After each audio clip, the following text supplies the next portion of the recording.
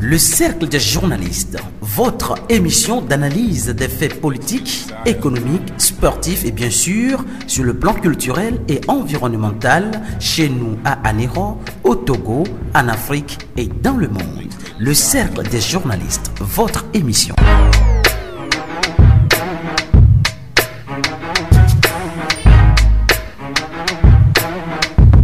Mixtape Messiah.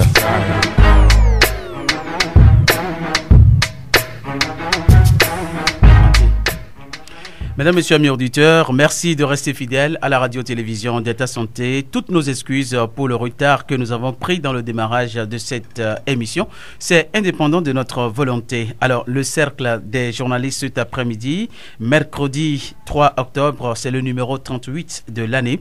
Nous allons, dans cette émission, aborder essentiellement politique, parler surtout du recensement électoral. Nous allons donner l'écho de ce recensement ici même à Anéro. Nous allons également faire le bilan des 2 premiers jours de cette opération de recensement avec Ourna Nyanta. Il est un cadre de UNIR. Nous l'avons reçu hier dans le journal sur d'État Santé.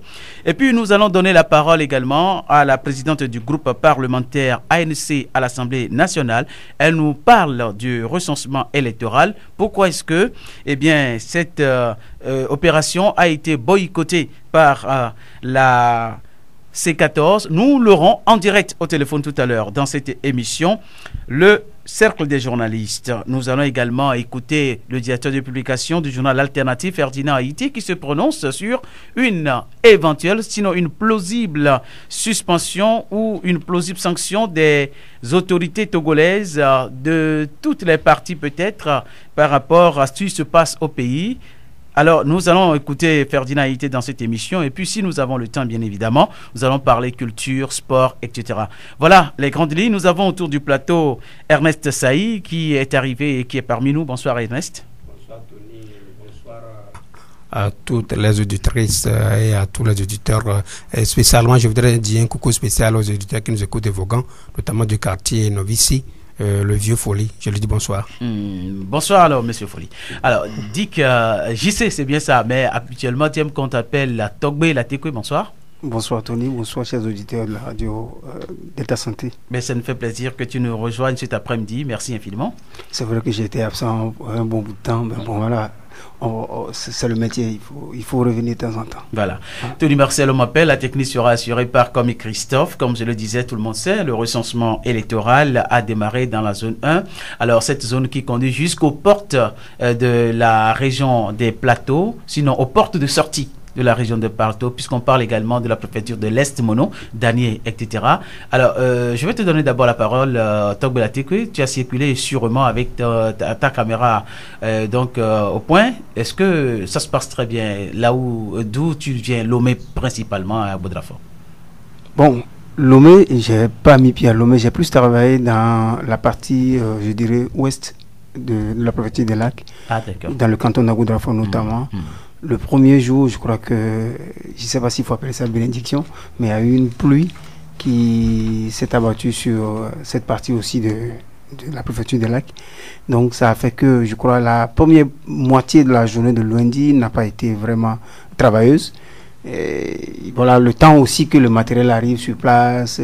Je crois le dernier centre que j'ai fait, avant 16h, j'y étais jusqu'à 16h. Le matériel s'installait tranquillement. Donc, il faut dire que c'est autour de quoi? Il y a 10 minutes de 16 heures que le premier ou le deuxième ont été inscrits au lycée d'Abodrafort.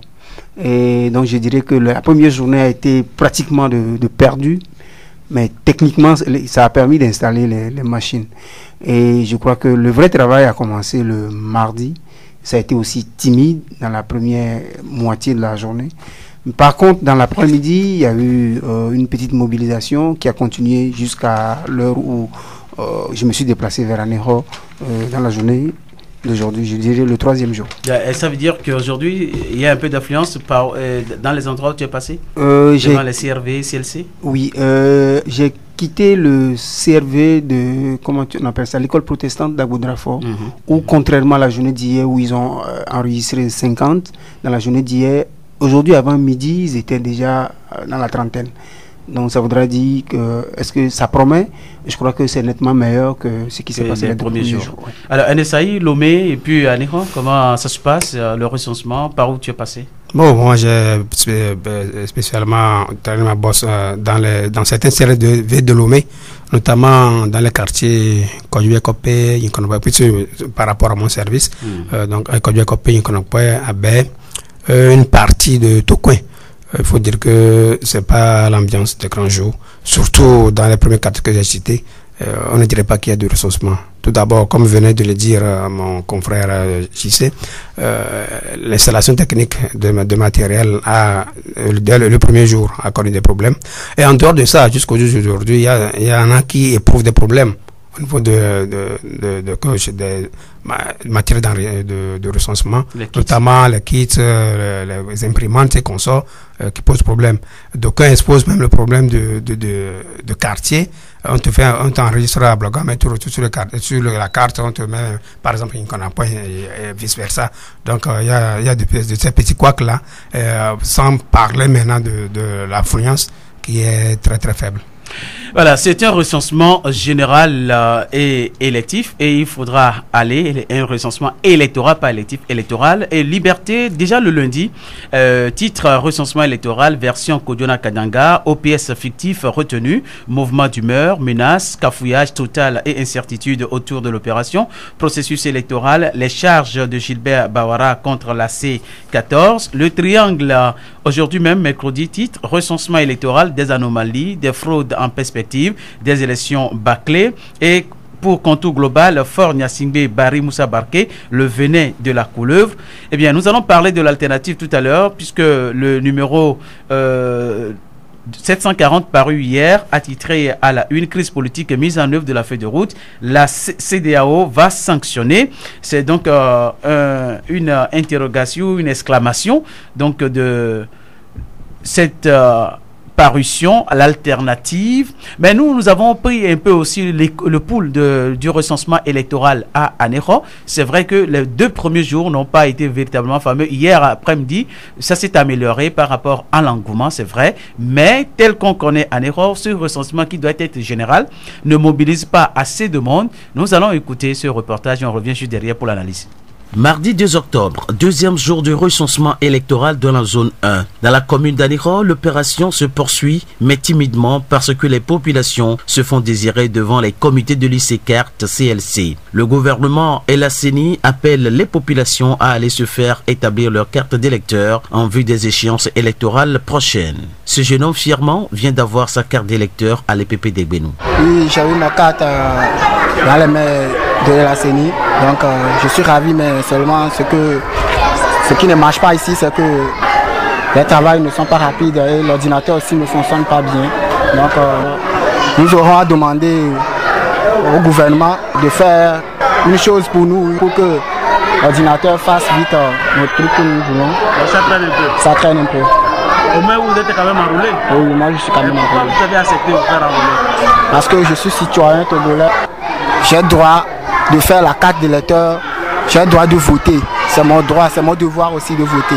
Lenteur du kit d'enrôlement, mauvaise programmation, mais le problème est très vite réglé par les techniciens de la CENI déployés à la CELILAC, nous confie Degbe Moïse, président CRV1 à l'EPP d'Egbenou. Il y a les électeurs qui viennent, mais seules nos machines qui déconnent un peu. Mais comment est-ce que la machine déconne? Il y a quoi? À notre niveau, c'est au niveau du programmation. Ils ont écrit Badi à la place de Degbenou. Donc c'est un problème. C'est comme si les électeurs qui viennent chercher de leur carte à notre niveau iront voter à Badi. Donc on a appelé les techniciens et ils sont venus gérer ça. Donc à part ça, ça se passe très bien? Oh non, tout va bien. Et les électeurs aussi sont patients. Ils sont toujours là. Oui. Cette femme attend d'être enrôlée au CLC EPP Messankonji.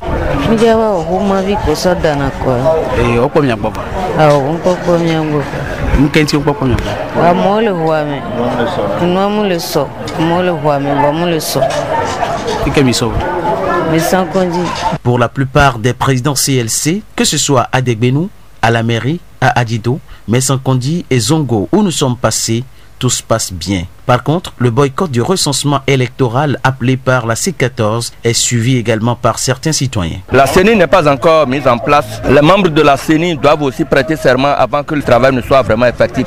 Ils ne le sont pas encore. Et on nous envoie écrire nos noms. Ça nous paraît un peu bizarre et c'est pas encore acceptable. C'est tout comme s'ils mettent la charrue devant les bœufs. Vous allez vous faire enrôler? Je ne suis pas sûr d'y aller car les conditions ne sont pas encore réunies.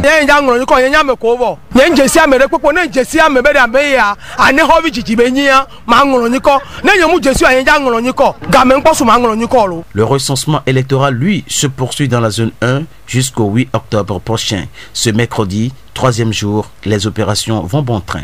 Merci à la technique. Saï, votre réaction? Ça, c'est la ville d'Anéran. C'est vrai qu'il y a beaucoup de lenteur, mais il y a des poches où nous avons appris que ça se passe très bien, notamment à Habitat. Et puis au niveau de l'école primaire catholique d'Adido. Où il y a eu Sacré-Cœur, il y a eu un peu d'affluence dans l'après-midi de ce mardi. Bon, vous allez d'évoquer un problème. Un citoyen vient d'évoquer un problème par rapport au quartier qu'il habite.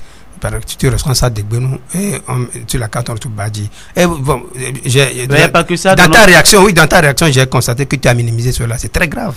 C'est très grave. C'est-à-dire que ce sont ces genre de choses-là qu'on voudrait éviter. Et que je ne l'ai pas minimisé. Dans mon reportage, si tu me suis, j'ai dit des anomalies. Problème de lenteur. Mais moi, je ne peux pas dire que l'interviewé à parler. Bon, je ne veux pas trop commenter. Oui, je sais, non. C'est pourquoi je voudrais apporter de l'eau à ton moulin. Je crois que j'ai fait. Oui, je te comprends. Oui, je te comprends. Mais par rapport aux idées que nous écoutons. Sur le terrain, dès que nous avons fait le tour avec une consoeur, vraiment, nous avons constaté. Il nous l'a dit et vous l'avez entendu. Il n'y a pas que cet endroit.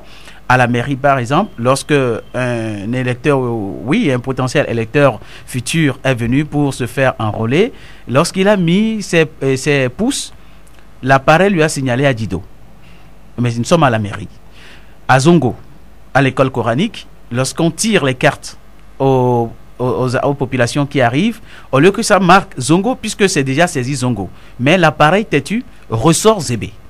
Bon, il y a eu ces problèmes. Bon, on nous dit que c'est la programmation qui n'a pas été bien faite, etc. Voilà les conditionnements de ces appareils dont on parlait aussi. Oui, c'est ça. C'est ce que il me semble l'idée de la coalition évoquée. C'est-à-dire pourquoi se précipiter pour aller au recensement alors qu'on n'est pas prêt. Comment est-ce que ces kits ont été conditionnés? Et ça, c'est le cas à Néro. Je vous dis, tout à l'heure, j'ai parlé du cas de Lomé. Oui. Quelqu'un qui s'est fait enrôler à Kodjakopé et sur la carte, il retrouve par exemple à Dido Gomé. Ou bien il retrouve sur la carte à Nkopé ou Bekbota. C'est pas tout normal. Et après ces recensements, lorsque la liste va sortir, attendez-vous à ce que des gens qui soient, par exemple à Néro, retrouvent peut-être leur noix d'apparent.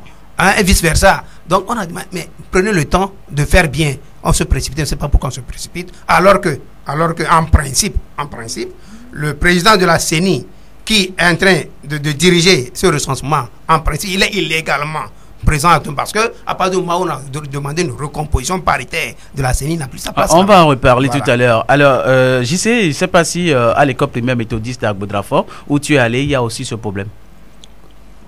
Ils n'en ont pas évoqué. Non.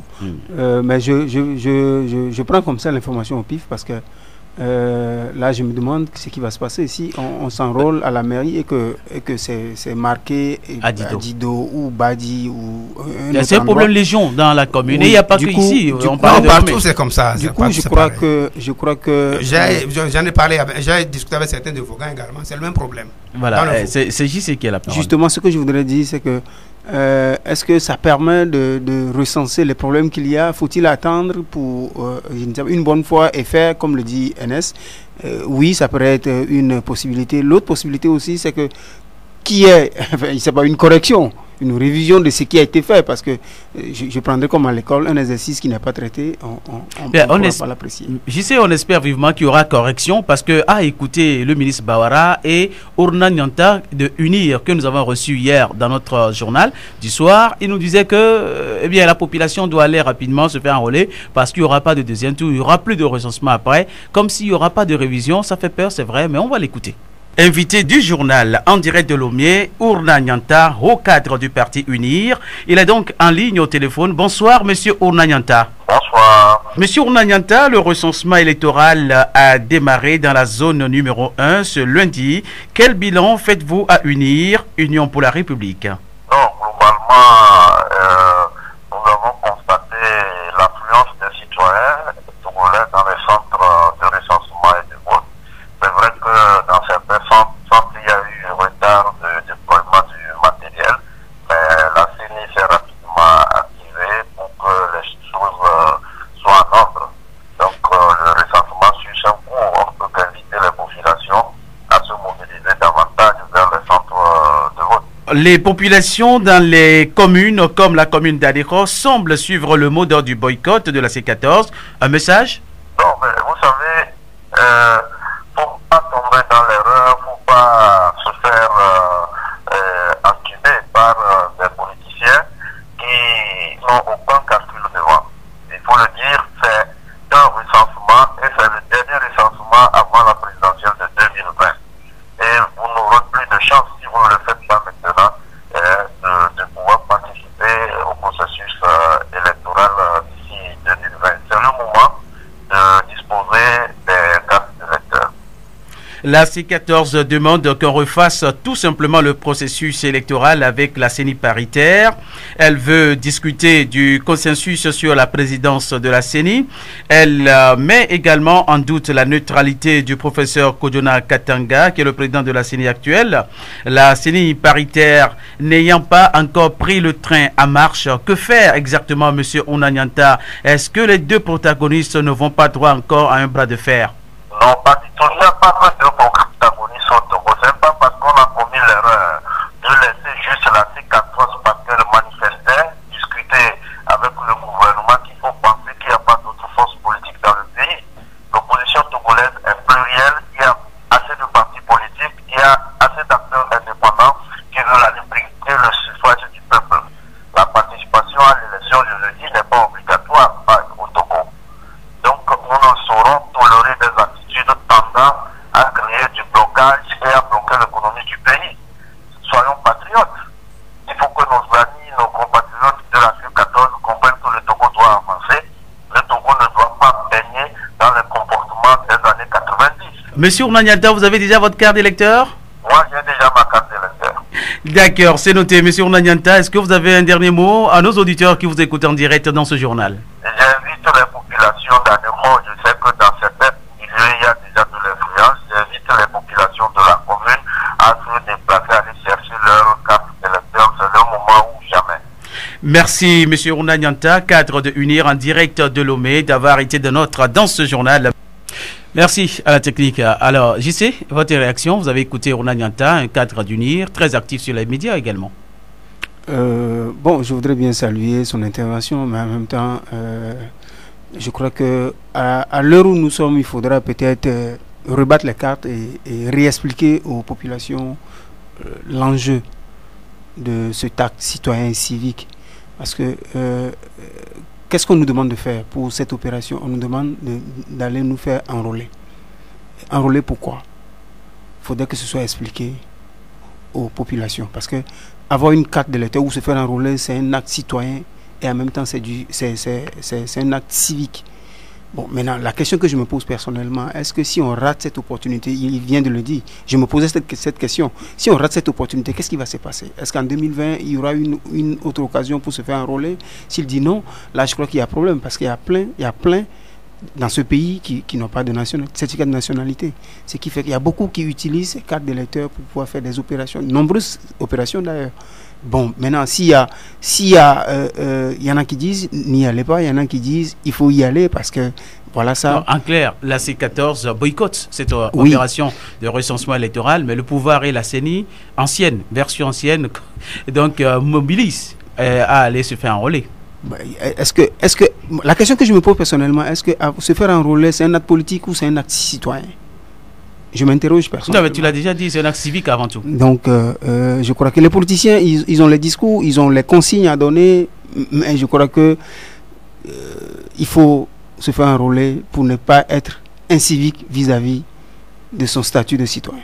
Alors, NSAI, réaction par rapport à l'entretien que nous avons eu avec Ounanyanta. D'aucuns également disent aux populations qu'avec cette carte, elles pouvaient traverser la frontière, ce qui n'est pas vrai. Oui, c'est ça même la démagogie. Tout à l'heure, M. Ounayata disait qu'il ne faut pas suivre les politiciens. Je regrette beaucoup, malheureusement, pour le que lui-même il parle en tant que politicien également. Il parle au nom du parti Unir. Et ce qui se passe, tout le monde le sait. C'est pas parce qu'on dit souvent, c'est pas parce que j'ai soif que je vais boire à toutes les eaux. C'est bien vrai. Se faire recenser pour avoir sa carte d'électeur, c'est un acte civique. Mais n'allons pas faire preuve de ce civisme à n'importe quel prix. Si nous devons faire preuve de ce civisme à n'importe quel prix, pour que ça nous amène encore à une abîme, moi je ne crois pas que ça soit indispensable actuellement. Quand M. Ounayata dit qu'il n'y aura pas de... qui organise? C'est là même qu'on met en doute la neutralité du président actuel de cette CENI. On a l'impression qu'il est en train de rouler pour un seul parti politique. Je suis bien d'accord que M. Ounayata dit qu'il n'y a pas que les partis de C14 au Togo. Mais il oublie que ce n'est pas Uni seulement, Uni seul également qui est au Togo. Nous avons 111 partis politiques. Et que Uni ne peut pas imposer sa volonté à tout un peuple. Et c'est ce que nous sommes en train de constater. Et la commission, on peut dire, est à la solde du parti au pouvoir pour qu'il lui aussi est en train de militer. Donc moi je ne dis pas, j'ai déjà dit ça l'autre fois, que je ne vais pas appeler quelqu'un à aller se faire recenser pour qu'on tombe dans le même travers. Parce qu'on dit souvent les mêmes causes pour produire les mêmes effets. Et c'est parce que nous sommes dans une crise que le président de leur parti, lui-même a fait appel à la communauté économique des États de l'Afrique de l'Ouest pour qu'on puisse trouver une solution. Et la CEDEAO a indiqué une feuille de route à suivre.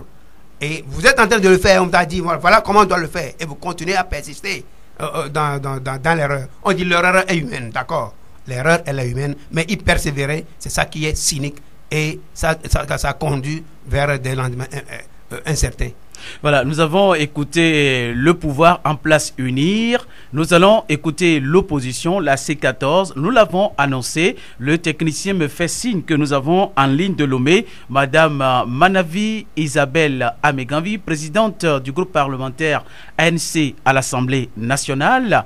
Elle est également la deuxième vice-présidente de la formation politique Alliance nationale pour le changement que pilote bien évidemment ou que préside Jean-Pierre Fabre. Nous allons la recevoir. Mesdames et messieurs, nous allons recevoir en ligne de Lomé Maître Manavi Isabelle Ameganvi. Elle est la présidente du groupe parlementaire ANC à l'Assemblée nationale, deuxième vice-présidente de l'ANC. Elle a accepté d'être des nôtres cet après-midi dans l'émission Le Cercle des journalistes, mercredi 3 octobre 2018. Maître Manavi Isabelle Ameganvi, bonsoir. Merci d'avoir accepté de nous parler en direct de Lomé au téléphone. Aujourd'hui, troisième jour du recensement électoral, 3 octobre 2018. Quel bilan vous faites au niveau de la C14 puisque vous avez appelé au boycott de ce recensement électoral? Bonjour. Je voudrais saisir cette occasion pour saluer les auditeurs de la radio RTDS émettant depuis Anéhor et vous remercier de m'avoir invité dans ce débat qui me permet de parler de l'actualité dans notre pays et qui, à mon sens, est nécessaire vu la situation actuelle que traverse notre pays. Revenons à la question que vous m'avez posée sur le bilan au troisième jour du recensement unilatéral lancé par la CENI aux ordres. Je dirais d'abord, avant de répondre à la question, je souhaiterais rappeler d'abord les raisons qui ont justifié que la C14 appelle les populations togolaises à ne pas participer à ce recensement unilatéral et les raisons qui procèdent du fait que lors du dialogue inter-togolais et conformément à la feuille de route lancée par les facilitateurs et les chefs d'État de la CEDEAO, il est prévu que la CENI, la Commission électorale nationale indépendante, qui organise au Togo et supervise les élections, puisse être une CENI inclusive. étant entendu que le parti au pouvoir a pris la liberté de former cette CENI-là unilatéralement en y mettant des membres à tous les niveaux, alors que la CENI devait être composée paritairement du parti au pouvoir et de l'opposition. Or, il se trouve que depuis que la feuille de route a été établie, rien n'a été fait pour rendre la CENI inclusive. Ensuite, lors du comité de suivi du 23 septembre dernier, il a été demandé à l'opposition de fournir et de coopter ces 8 membres à remettre à l'Assemblée nationale pour être nommés, pour prendre place et rendre donc la CENI inclusive. J'avoue d'entrée de jeu que en tant que présidente du groupe parlementaire ANC à l'Assemblée nationale, groupe parlementaire de l'opposition à l'Assemblée nationale, nous avions dans les délais établis par le comité de suivi déposé les 8 noms des représentants donc de l'opposition à l'Assemblée nationale depuis dimanche, et rien n'a été fait de ce côté jusqu'au jour d'aujourd'hui. Il s'ensuit que la CENI comportant les membres de l'opposition n'est pas encore en place. Ensuite, la vraie CENI n'a pas encore établi un chronogramme consensuel pour l'organisation d'élections crédibles, libres, démocratiques et transparentes. Ensuite, l'opposition n'est pas encore représentée dans les CELI, les commissions électorales locales indépendantes. Ensuite, les membres de l'opposition ne sont pas dans les CLC, entendez les comités, listes et cartes. Ensuite, les kits avec lesquels le recensement est mené sont conditionnés par des professionnels en fraude, notamment la société Zetest, en l'absence de l'opposition. Il faut rappeler que CAP 2015, notamment l'ANC, est à procès contre la société Zetest à Bruxelles pour ce qui s'est passé ici dans notre pays en 2015.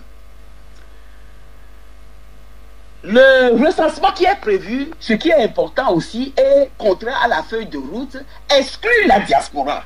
Or, vous savez que dans la feuille de route, il est dit que la diaspora doit participer aux élections nationales. Or, il se trouve que les élections législatives sont des élections nationales. Et donc, aujourd'hui, ce recensement-là exclut la diaspora. Donc, voilà pour toutes ces raisons que la C14 donc, a demandé aux populations de ne pas participer à ce recensement pour ne pas être complice d'une mascarade électorale. Et donc, pour revenir à votre question, 3e jour de ce recensement-là, le bilan, je dirais que le mot d'ordre de la C14 a été suivi, obligeant le parti au pouvoir uni à sortir les artilleries de manipulation de conscience, les artilleries de mensonges où on promet monts et merveilles pour l'obtention de ces cartes-là qu'on positionne à la place de certificats de naissance, de certificats de nationalité, de cartes d'identité nationale et de passeport. Lorsque un gouvernement dirige un pays pendant plus de 53 ans et que ce gouvernement n'a pas été en mesure de fournir aux populations, à ces populations, les pièces d'identité obligatoires, officielles et générales auxquelles toutes les populations ont droit, ça veut dire que ce gouvernement a failli et dès lors ne peut de manière aussi ridicule se réfugier derrière des cartes d'électeurs pour justifier l'appel lancé aux populations d'aller se faire recenser sous l'égide d'une CENI aux ordres qui est bancale, qui n'est pas inclusive et qui est composée exclusivement des représentants du parti au pouvoir. Voilà pourquoi la C14 en appelle encore aux populations pour leur dire de maintenir le mot d'ordre et de ne pas prendre part à ce recensement, de ne pas se rendre complice d'un énième hold-up électoral organisé en tout état de cause par le régime, ses partenaires au pouvoir. Est-ce que le boycott ne va pas se retourner contre la C14 à l'avenir puisque nous sommes sur un terrain politique? En réalité, je ne sais pas, par rapport à votre question de savoir si le boycott ne va pas se retourner contre la C14 à l'avenir, j'avoue que je ne comprends pas le bien fondé de cette question, mais je vais essayer quand même de vous répondre. Moi, je pense plutôt que c'est appeler les populations à participer à un tel recensement qui serait préjudiciable pour la C14, qui se retournerait contre la C14, parce que appeler les populations à participer à un tel recensement voudrait dire que la C14 aura appelé les populations à se rendre complices d'une mascarade électorale dans notre pays. Or, nous n'avons pas fait cette lutte-là. Nous ne sommes pas battus à ce point-là pour que soit organisée encore dans notre pays une énième élection frauduleuse, comme on a l'habitude de le faire. Les Togolais debout veulent le changement, veulent l'alternance, veulent en finir avec la dictature, avec la république dynastique instaurée au Togo depuis plus de 53 ans. Et donc, ce n'est pas au détour d'une élection législative frauduleuse que les Togolais comptent pouvoir conclure leur lutte. À partir de ce moment-là, lorsque il est organisé un processus électoral biaisé et qui, comme tout le monde le sait, nous amène directement vers le mur et vers des incongruités habituelles que nous avons, nous enregistrons ou nous constatons dans notre pays lors d'organisation d'élections, il est tout à fait normal que la C14 appelle les populations à ne pas s'inscrire dans ce processus qui ne réglera aucunement leurs problèmes. Bien au contraire, les appeler à y participer fera que ce régime ne comprendrait pas que les choses ont changé et que les Togolais ne sont plus prêts à se soumettre au diktat du parti au pouvoir qui a l'habitude d'organiser des élections frauduleuses dans la seule intention de se maintenir indéfiniment au pouvoir. Donc, le fait d'appeler les populations à ne pas participer à ce recensement-là est une opération de sauvetage, je dirais, de la démocratie au Togo, plutôt qu'une opération de noyade. Les appeler à y participer reviendrait à remettre en cause le combat pour la liberté et la démocratie dans notre pays. Voilà pourquoi je lance un appel solennel à toutes les populations togolaises de ne point se rendre complices de cette mascarade. Au moment où la C14 qui mène aujourd'hui la lutte aux côtés du peuple togolais debout constatera que tous les moyens sont mis en œuvre pour l'organisation d'élections libres, démocratiques et transparentes, la C14 le ferait savoir à toutes les populations, et ce n'est qu'à ce moment-là que les populations avides de liberté se sentiraient concernées par l'organisation d'une élection dans notre pays. Apparemment, on a des difficultés à mettre en place la CENI paritaire. On entend dire que l'UFC ne veut pas céder son siège. Son président Gilles Kress-Olympio a fait circuler un communiqué faisant état de ce que son parti politique ne va pas céder son siège. Qu'en est-il exactement, Maître Manavi Isabelle Améganvi, à quand la prise de fonction définitive de la Commission électorale nationale indépendante CENI paritaire avec les 8 membres de la C14? Oui, merci pour la question. À quand la prise de fonction définitive de la CENI paritaire avec les 8 membres de la C14? Bon, vous dites qu'on entend dire que l'UFC ne veut pas libérer son siège. Cette question, moi je crois que il vaut mieux peut-être la poser au président de l'Assemblée nationale, parce que selon la procédure parlementaire, l'opposition donne la liste de ses membres à la CENI, et c'est ce que j'ai fait dimanche dernier dans le délai imparti par le comité de suivi de la CEDEAO dialogue inter-togolais, donc en remettant le 30 septembre 2018 à l'Assemblée nationale la liste des 8 membres, cette fois-ci désignés par l'opposition. Et donc, nous, de notre côté, du côté de la C14, du côté de l'opposition, nous avons fait notre part, qui est de déposer cette liste-là. Il revient à l'Assemblée nationale d'organiser une séance plénière à l'effet de nommer ces personnes-là qui rentreront en fonction, et à notre avis, ce n'est qu'à ce moment que débuteraient les choses proprement dites, bien entendu, après avoir prêté serment. Et donc, cette formalité-là, la part qui nous revient a été accomplie. Nous attendons que l'Assemblée nationale, le bureau de l'Assemblée nationale convoque une plénière à l'effet de procéder à cette nomination pour que nos 8 représentants qui ont été cooptés puissent prendre véritablement place au niveau de la CENI. S'agissant de l'UFC, c'est vrai, j'ai reçu un courrier de la part des responsables de l'UFC qui souhaitent faire la lettre porte-amendement de la liste des représentants de l'opposition à la CENI, où l'UFC Mordicus dit que elle aussi, elle a droit.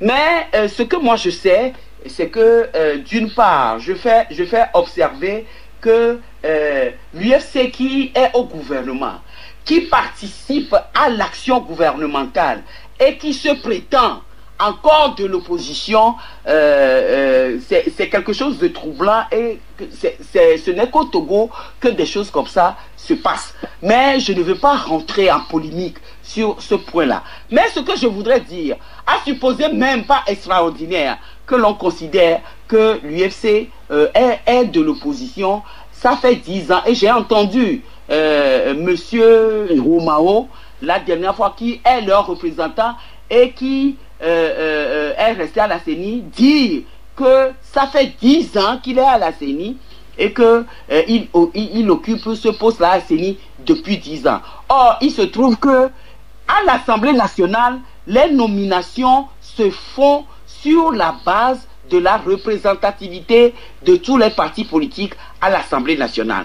Donc, la liste des 8 que nous avons amené, nous avons déposé, a tenu compte de ça.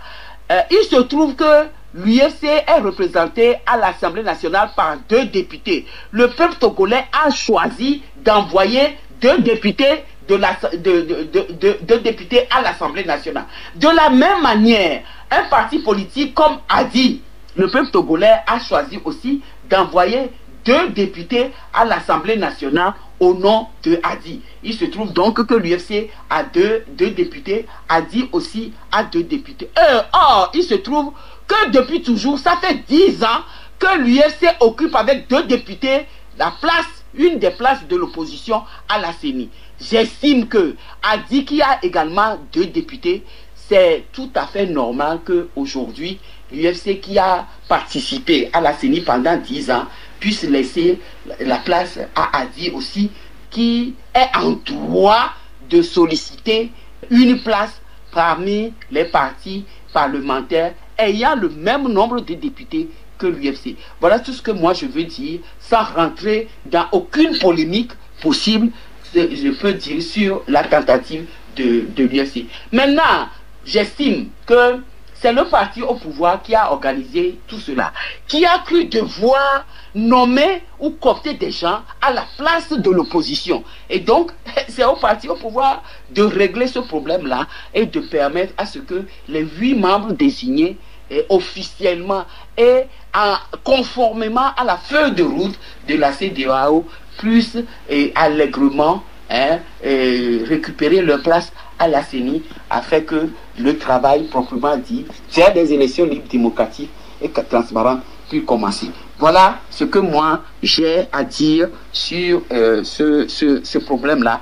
Et je vous remercie de m'avoir accordé ce temps pour me permettre de m'expliquer et d'informer les militants sur le terrain et le peuple togolais tout entier en leur renouvelant les salutations militantes de la C14 et en leur disant de respecter le mot d'ordre de non-participation au recensement actuellement en cours.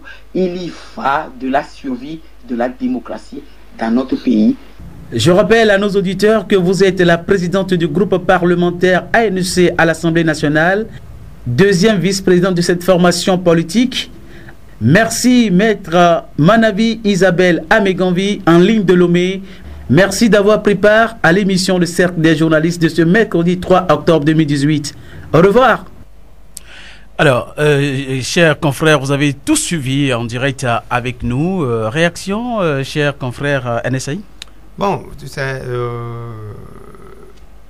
ma réaction par rapport à l'intervention de Mme Isabelle, bon, c'est dans cette optique. Hein, tout d'abord, quand on utilise d'arguments démagogiques, tu l'as soulevé tout à l'heure en disant qu'avec cette carte, on peut traverser les frontières, on peut faire des opérations. Je me demande. Certains l'ont dit sans vérifier. Bien sûr qu'on ne peut pas le dire de manière formelle. Oui, on ne peut pas le dire de manière formelle, officielle, d'accord. Mais je sais que c'est de ces arguments-là que les gens usent pour inviter les gens à se faire enrôler. Ça veut dire que les gens sont à court d'arguments. Est-ce que tu me suis? Alors, maintenant, est-ce que la manière dont, cela on veut mettre fin, la manière dont on enrôle les gens, sur ce témoignage, je te mets au défi, hein, que jusqu'à la fin du recensement, tu vas encore entendre qu'il y a des véhicules qui ont transporté des gens d'ici par là, qui se sont fait enrôler. De quelle manière on a demandé de faire un recensement biométrique? Et que, pourquoi ne pas prendre le temps d'organiser des séances foraines et délivrer des cartes des actes de naissance, des cartes d'identité aux gens, une fois pour toutes, et passer en même temps à une liste électorale permanente biométrique. C'est ce qu'on demande. En fait, c'est ce que la CEDEAO a demandé. Voilà. Alors, est-ce que, maintenant, entre nous, qui viole la feuille de route de la CEDEAO? Ça fait 1, 2, 2. Je crois que, excusez-moi, hein, chacun est libre de faire ce qu'il veut, mais je crois que ceux-là qui se font enrôler aujourd'hui, c'est ceux qui contribuent à faire accentuer la crise que traverse le Togo. Parce qu'on nous sommes dans une crise. Et on dit, tu es malade, tu es arrivé à l'hôpital, on t'a diagnostiqué, et le docteur a prescrit des médicaments, et tu outrepasses, tu vas vers où? Et celui qui t'aide à ne pas prendre ces médicaments et qui te conduit vers des thérapies pour prendre encore des tisanes, c'est lui qui te tue. Donc nous tous qui aujourd'hui contribuons, c'est-à-dire nous faisons enrôler dans ce recensement-là, dans ce recensement unilatéral, c'est nous qui contribuons. Quand on crie, ça ne va pas au Togo, ça ne va pas, c'est nous-mêmes qui contribuons à enfoncer encore le pays dans la crise. Ensuite, quand le cas UFC, moi je crois qu'on appelle ça de l'escroquerie politique. De l'escroquerie politique en ce sens que... L'UFC également estime qu'il est un parti qui a un député ou des députés à l'Assemblée nationale. On ne refuse pas de droit que cette formation politique oui, mais j'espère que tu as suivi le communiqué ayant sanctionné les travaux du comité de suivi le 23 septembre passé. Il a été bien clair, le communiqué est clair. Entre C14 et que chaque parti propose sa liste librement. Alors, si nous sommes dans la même maison, on me demande de proposer une liste. Je n'ai jamais travaillé avec toi, mais je propose ce que je veux, ce qui je compte. Mais c'est ça, c'est ça. Mais maintenant, vous allez voir, il y a un titre dans un journal là qui en a parlé, il me semble que c'est Liberté d'aujourd'hui.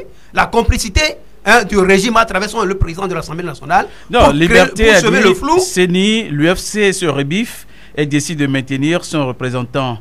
Embouteillage, pagaille et chaud d'empoignard en perspective. Le rôle que joue le président de l'Assemblée nationale, M. Damadamani, par rapport à cette histoire-là, on le sait. Et certains journaux en ont parlé. Parce que je ne peux pas comprendre que depuis, il fallait parler au pressé. Hier, l'Assemblée s'est réunie, tout d'abord, pour la clôture de la séance extraordinaire et en même temps, l'ouverture de la séance ordinaire, la séance budgétaire. Pourquoi ne pas parler au pressé et faire élire en même temps ces membres-là, les envoyer à la Cour constitutionnelle pour prêter serment, pour qu'ils prennent leur place à l'Assemblée, au sein de la CENI. Et ça continue ainsi. Donc c'est pour semer tout un flou autour de cette histoire-là. Et on croit que maintenant on va jouer sur la carte. Puisque c'est le plan B. Nous on a fait les enquêtes, c'est le plan B du régime. Et c'est l'UFC qui va servir de pion pour semer le doute et le flou au sein de la CENI actuellement. C'est ce qui se passe. Donc comme le régime a été pris par le tenant au sein du comité de suivi, donc ils veulent jouer avec l'UFC pour maintenir. Mais aujourd'hui, quand vous prenez les CLC, qui sont ceux-là qui sont dans les CLC et dans les CELI et qui font le recensement? Les partis de l'opposition reconnus par la CEDEAO, ceux qui sont en discussion, les deux partis protagonistes, il n'y a que unir et ses membres et ceux-là qui l'ont coopté, qui sont membres de la CELI. Et sur quelle base? Sur quoi on se base pour faire ce recensement? Moi je dis, j'appelle ça du gâchis parce que vous ne le voulez pas, et on doit encore revenir. Et ça fait d'abord perte de temps et perte de moyens financiers et matériels pour l'État togolais. Et c'est nous, contribuables togolais, qui en pâtissons. C'est ça le problème. De toute façon, connaissant l'État togolais, il n'est pas sûr qu'on revienne sur nos pas. Alors, JC Togbe Latekwe, vous avez suivi de bout en bout Isabelle Ameganvi. Elle maintient donc le mot d'ordre de la C14 de ne pas aller se faire enrôler. Je considère ces propos comme des consignes politiques. Et je dis, je crois que, je l'ai dit en amont, avoir une carte d'électeur, c'est un acte civique. Maintenant, ce qui m'interpelle dans l'intervention de Madame Manavi, elle disait un pouvoir qui dirige un pays pendant 53 ans et que les populations n'ont pas de certificat de nationalité, que c'est un échec. Je crois que ce n'est pas seulement à ce niveau qu'il faut constater que les Togolais n'ont pas de certificat de nationalité. Il y a ce fait qui se remarque au niveau de l'université. Quand les jeunes ont le bac, ils ont du mal. C'est la croix et la bannière pour se faire inscrire à l'université. Il y en a même qui passent une année. Par manque de certificat de nationalité, certains arrêtent carrément les études, bien qu'ils soient très intelligents. C'est malheureux. Et je crois que c'est là où il faut interpeller tous les deux bords, à sensibiliser, à parler aux populations, à peut-être faire ce que dit Ernest tout à l'heure, les séances foraines pour permettre aux gens d'avoir des certificats de nationalité. Vous savez parce que c'est important. Le certificat de nationalité coûte trop cher, hein? C'est pas le cas. C'est la croix et la bannière, comme il le dit. Mais la question que je me pose, est-ce qu'il faut-il attendre ces échéances électorales pour pouvoir parler de ça, pour pouvoir brandir cette carte? Je crois que non. Il faut plutôt, c'est souvent ça aussi la sensibilisation. Tout récemment, comme tu le dis, le gouvernement avait mis sur pied un comité de l'état civil dans lequel il a mis des chefs traditionnels dont Agokoli et autres. Et on n'a jamais plus entendu parler de ce comité faire quoi que ce soit. Et subitement, il y a les élections, on parle encore de certificat de nationalité. Justement, est-ce qu'à un moment donné, il y a eu sensibilisation? Est-ce qu'il y a eu incitation à un moment donné? Parce que c'est à tous les niveaux. Si moi j'ai un enfant qui est en âge. L'argent que vous devez débourser, tout le parcours que vous devez faire à partir de l'acte de naissance, du certificat d'origine jusqu'à l'obtention du certificat de nationalité décourage certains. Et préfèrent prendre cet argent-là pour inscrire leurs enfants à l'école. Oui, mais si à un moment donné tu dois être bloqué.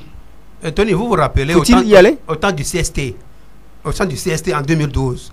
Le professeur Maître Ajabon Zeus avait évoqué le problème et ça faisait partie des revendications du collectif Sauvons le Togo. Que pourquoi ne pas une fois pour toutes passer à des enregistrements biométriques et pour que une fois les Togolais, surtout les jeunes, puissent avoir le certificat de nationalité pour que cela ne leur pose plus de problèmes dans leur cursus scolaire. Évidemment. Le problème était posé, mais le régime n'a jamais voulu faire ainsi parce qu'il est toujours dans mais en même temps, moi j'ai travaillé sur des opérations, sur des festivals qui ont organisé des enrôlements forains.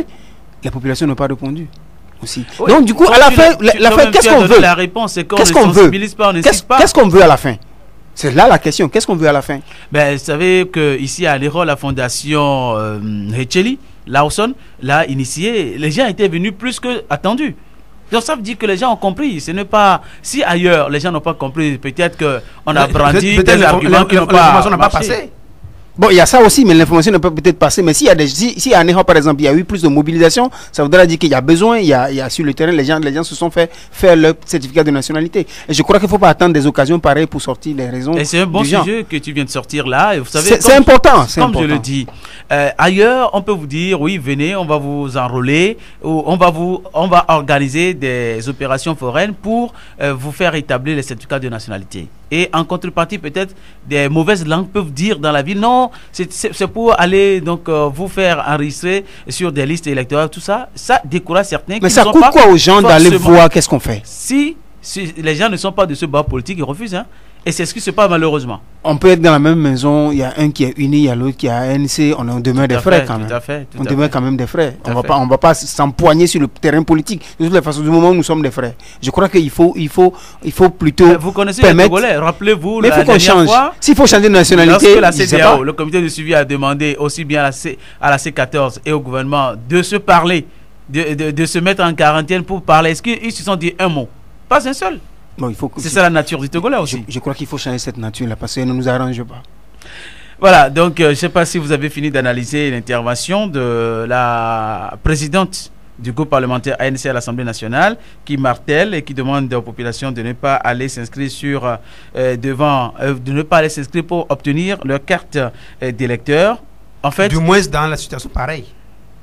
Donc, tel que ça se passe actuellement, je crois que la C14 n'a pas demandé à la population de ne jamais se faire enrôler. Mais tel que ça se passe maintenant, c'est ça qu'on est en train de... Une question me vient à l'esprit. Ouais. Quelle attitude comment est-ce que vous appréhendez ou vous appréciez l'attitude de la CEDEAO aujourd'hui? C'est CEDEAO, à travers son comité de suivi, ces facilitateurs qui ont instruit le comité de suivi et qui ont demandé, maintenant remettez-leur la feuille de route, commencez par les appliquer. On a commencé, les choses ne marchent pas bien. C'est même CEDEAO qui a déployé ses observateurs sur le terrain pour s'assurer de l'effectivité du recensement électoral. J'y sais.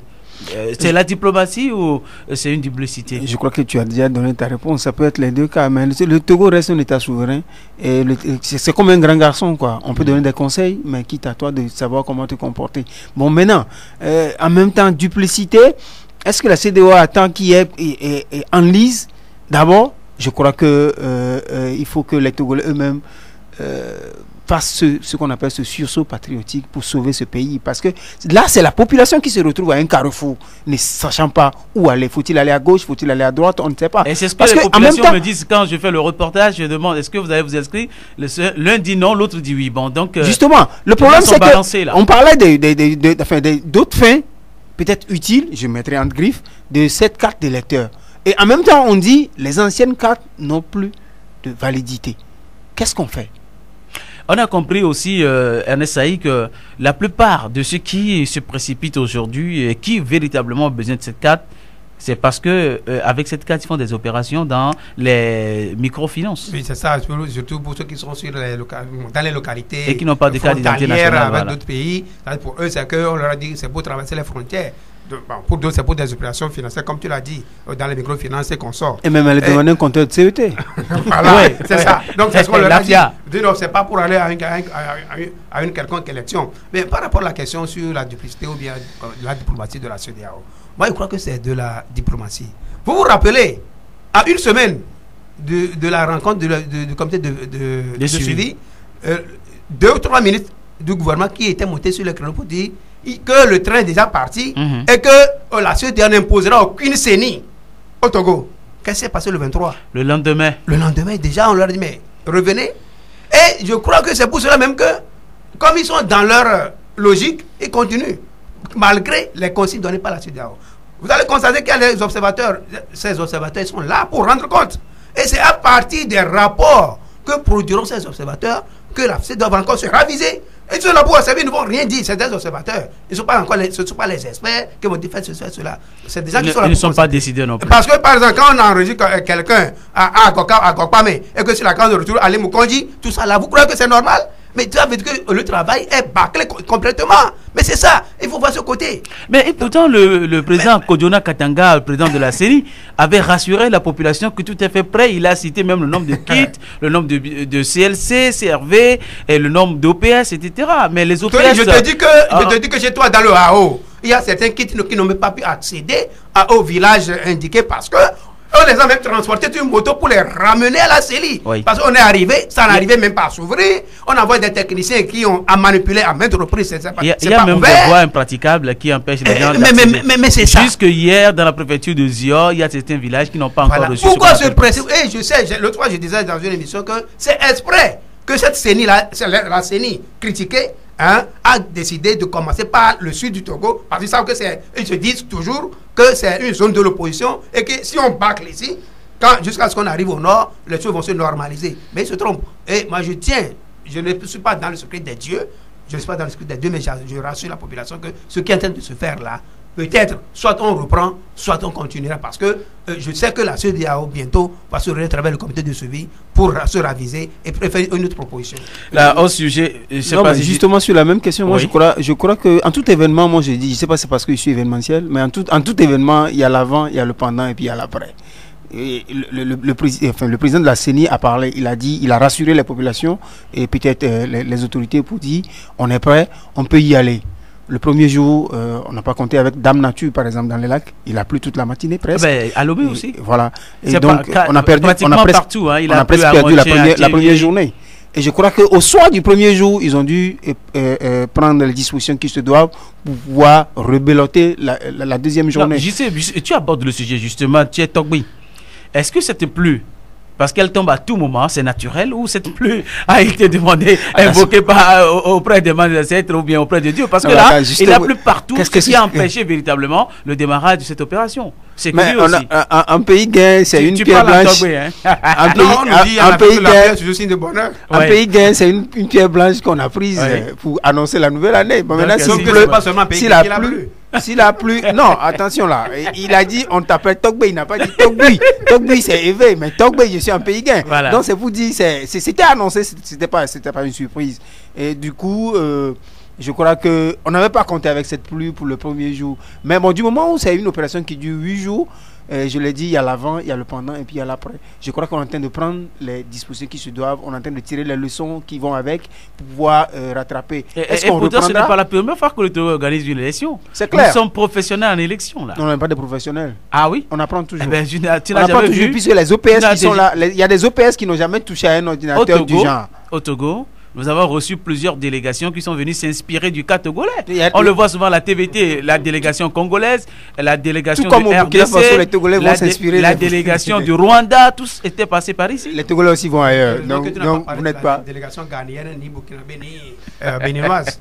Alors, au sujet, nous allons revenir encore dans ce débat au sujet de la place de l'UFC. L'UFC qui se rebiffe, comme dit Liberté, mais l'UFC qui s'accroche comme un aimant à son siège à la CENI. Eh bien, notre confrère Ferdinand Haïti s'est prononcé lui aussi en tant que journaliste, directeur de publication de l'Alternative sur le sujet. On va l'écouter. Effectivement, c'est une exclusivité de l'alternative. Vous savez que la crise politique au Togo préoccupe l'ensemble de la région et au-delà les partenaires, notamment les puissances qui nous assistent. Et depuis un certain temps, à Abuja, on est de plus en plus agacé par l'entêtement du régime togolais à ne pas aller directement aux réformes ou à appliquer la feuille de route. Et on réfléchit à l'éventualité de prendre des sanctions contre certains acteurs qui favorisent ce blocage ou qui sont derrière ce blocage-là. Et cette démarche s'inspire de ce que le Togo lui-même a eu à faire en Guinée-Bissau lorsque M. Fonya Singou était président de la CEDEAO. On s'est bombé le torse d'avoir sanctionné les acteurs là-bas. Sauf qu'ici, si cette éventualité se traduisait dans les faits, elle pourrait être étendue aux pays européens ou occidentaux qui assistent la CEDEAO dans l'ombre dans cette médiation. Pour tout dire, c'est que du côté d'Abuja et dans la sous-région, on considère l'entêtement du Togo ou des autorités togolaises comme un mépris, un défi envers la CEDEAO. Et on est conscient que le Togo ne peut pas continuer par être une anomalie dans la région. Et l'aspect pour la CEDEAO, c'est un défi majeur parce que la CEDEAO a un lourd contentieux avec le Togo, un contentieux qui date de 2005. Elle a mal géré la crise de 2005 qui a créé plus de 1000 morts. Et les gens en sont conscients, ils veulent plus répéter les mêmes erreurs. Et aujourd'hui, on ne comprend pas pourquoi soit du côté de Lomé, on s'entête à foncer dans le mur alors qu'on est parti sur une feuille de route qu'il faut appliquer dans les normes. Le fait que des gens comme Bawara et Boupessi se mettent à parler sur les médias à la place de la CENI prouve que c'est eux qui pilotent réellement le processus électoral et que le président de la CENI n'est en réalité qu'un pantin. Et donc tout ça prouve aux yeux des observateurs que le régime de Lomé ne veut pas véritablement avancer sur le plan des réformes et veut organiser un forcing. Et donc c'est une éventualité. Un commissaire de la CEDEAO a été même chargé de réfléchir à la question des sanctions, et selon une source que nous avons contactée à Abuja qui a requis l'anonymat. Et donc c'est cette exclusivité que nous passons ce matin pour nos lecteurs.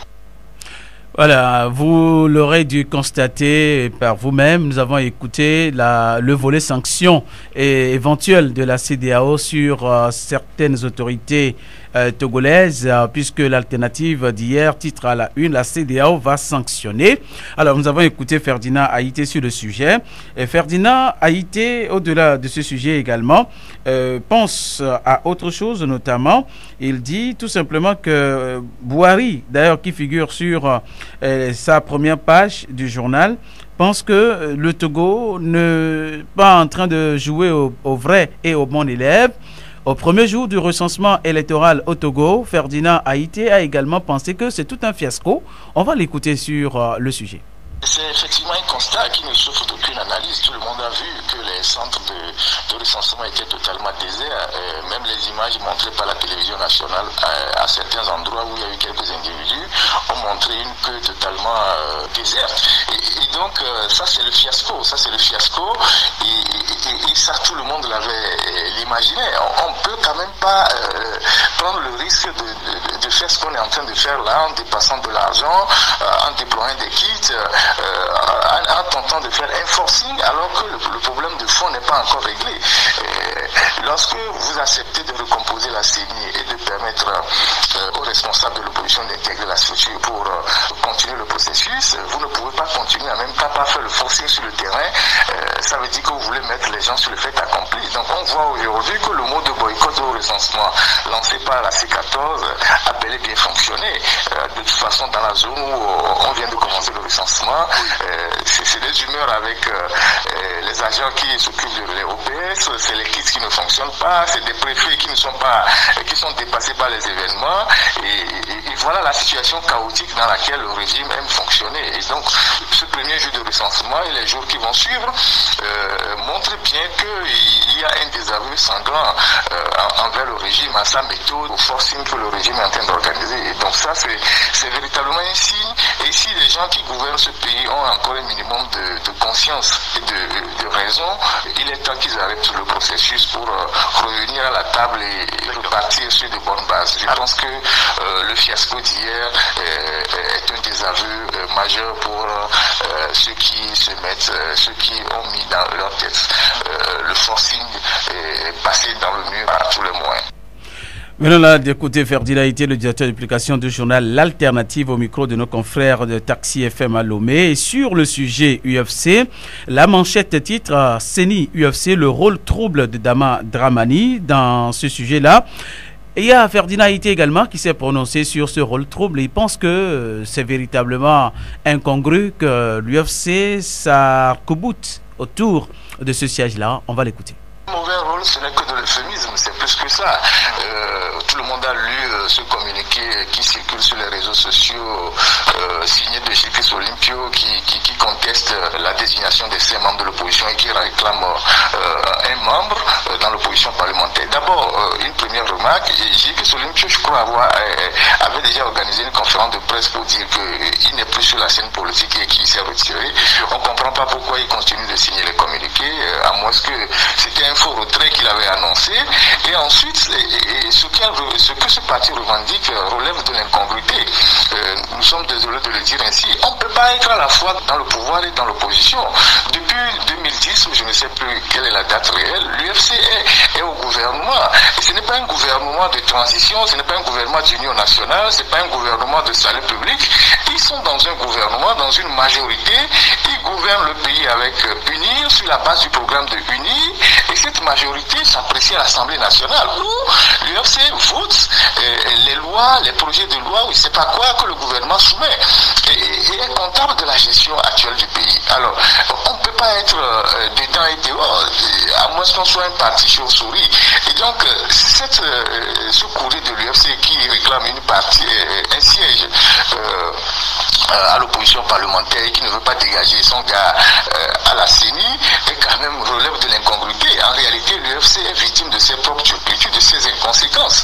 Et ce parti n'a qu'à s'en prendre seulement qu'à unir, parce que, comme quelqu'un l'avait dit dans le pays, les accords n'engagent que les signataires. Aujourd'hui, la situation politique a évolué et l'UFC est bel et bien dans la majorité présidentielle qui s'apprécie à l'Assemblée nationale par les actes que ce parti pose tous les jours. Alors, nous sommes surpris que des individus qui bombent le torse, on voit bien que des gens qui ont un parcours académique assez sclérosé développent des arguments qui frisent l'incontinence intellectuelle pour venir défendre des conneries comme ça. Je pense qu'à un moment donné au Togo, il faut qu'on se prenne pour des gens sérieux, qu'on ne peut pas continuer à défendre tout et n'importe quoi.